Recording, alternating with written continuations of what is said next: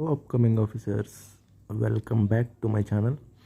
ఈ ఛానల్ ఏంటంటే కంపల్సరీగా చదవాల్సిన బుక్స్ ఏంటి అనేవి చెప్తాను. గ్రూప్ 2కి జాగ్రత్తగా వినండి.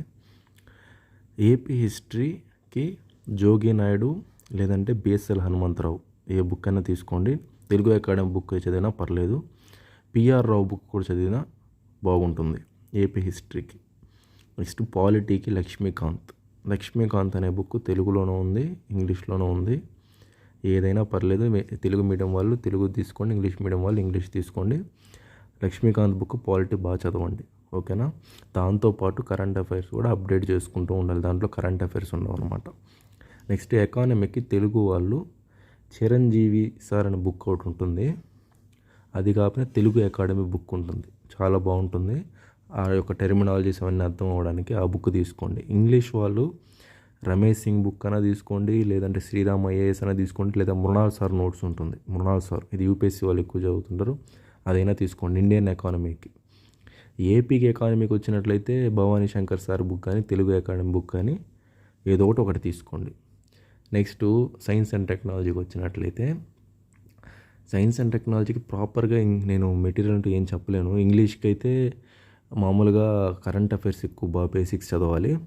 నెక్స్ట్ ఆర్ఆర్ఆర్ పబ్లికేషన్స్ అని చెప్పి ఒక బుక్ ఉందన్నమాట తెలుగు మీడియం వాళ్ళకి, అది తీసుకోండి, ఓకేనా. లేదంటే హరికృష్ణ సార్ బుక్ బాగుంటుందని చెప్తారు, అదైనా తీసుకోండి. కానీ అవి తీసుకున్న మనం కరెంట్ అఫైర్స్ అప్డేట్ ఉండాలి, లేదంటే కష్టం అనమాట ఎగ్జామ్కి. నెక్స్ట్ సైన్స్ అండ్ టెక్నాలజీలో సెకండ్ పార్ట్ ఉంది, ఎన్విరాన్మెంట్ అని.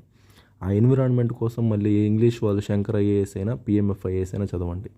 తెలుగు వాళ్ళకు కూడా ఉంటుంది తెలుగుకి ఎన్విరాన్మెంట్ బుక్, అది చదవండి, ఓకేనా. ఇవన్నీ చదివాక మళ్ళీ ఎకానమీకి బడ్జెట్, ఎకానమీ సర్వే, నెక్స్ట్ ఏపీకి అయితే white papers, next AP budget, AP economy survey, ఇవన్నీ చదవాలి.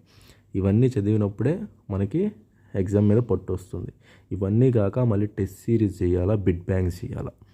ఆ bit bank series next test series చేస్తేనే మనకి మంచి మార్క్స్ వస్తాయన్నమాట. ఇవి నెక్స్ట్ ప్రీవియస్ ఇయర్ క్వశ్చన్లు కూడా చేయాలి. అప్పుడే మనం ఆ లిస్ట్లో ఉంటాం అనమాట. లాస్ట్లో టాపర్స్ వచ్చే లిస్ట్లో 900 ఉన్నాయి కదా, ఆ లిస్ట్లో మనం ఉంటాం. ఈ బుక్స్ ఇంపార్టెంట్, ఇవి కంపల్సరీగా ప్రతి ఒక్కరు తీసుకొని చదవండి. ఓకే ఫ్రెండ్స్, ఇంకేమైనా డౌట్స్ ఉంటే నాకు కింద కామెంట్ చేయండి.